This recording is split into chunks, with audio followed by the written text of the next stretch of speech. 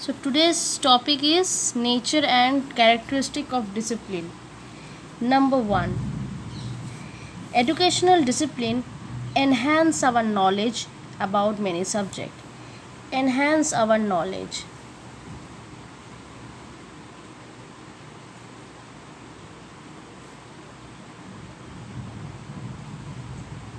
That means increases our knowledge about different subjects.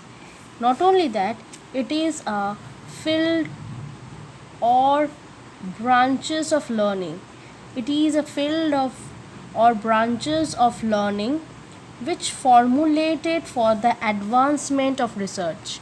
Which formulated for the advancement of research. That means if in the case of any research, we need to know the different types of subjects, such as for making any research in mathematics, we need to know the various subjects, various branches of mathematics. Okay, so that is what we have to learn, those branches, so that we can make an advancement in research. Number 3, academic discipline is formulated for the professional training of researchers, academics and specialists. So those who are specialists, those who are academics, means those who are related to studies, researchers, those who are making experiments, and specialists, those who are already an expert, they should also have their own subject knowledge. So for professional training also, for professional training, these disciplines are required. Next, it is a branch of knowledge that is taught as part of higher education. Yes, discipline means different branches of studies. So now this branch of knowledge that is taught, why? For our higher education. Such as if I am talking about anthropology, if I am talking about sociology, so these are academic discipline. So these are required for our higher studies or higher education. It is the ability to stay focused on the course. It develops the children to balance or fix their goals. So this discipline helps us to focus our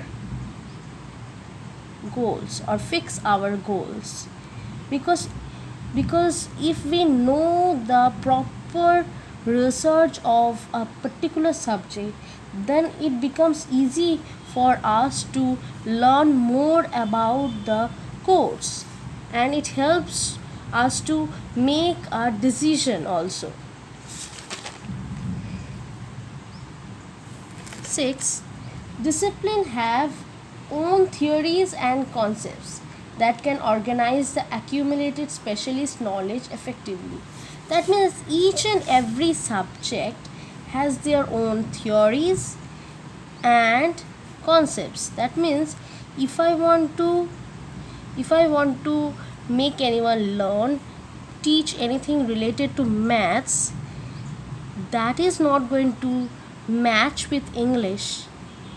So English has its own theory and concept, maths is having their own theory and concept, and if we make them together, then that knowledge becomes effective.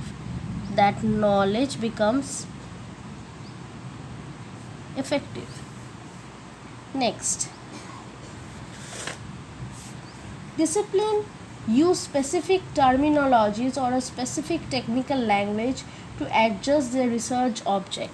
Yes, every discipline has their own technical language. I can't use the words, the scientific words related to biology with that of history. History has its own type of technical words, and biology having its own type of technical words. So all are having different terminologies. And next is discipline provide people with rules to live their lives efficiently and effectively. If we are having knowledge of all the discipline in a proper way, that provides everyone, not only us, it provides every people with rules, and that rules help us to live our life efficiently and effectively.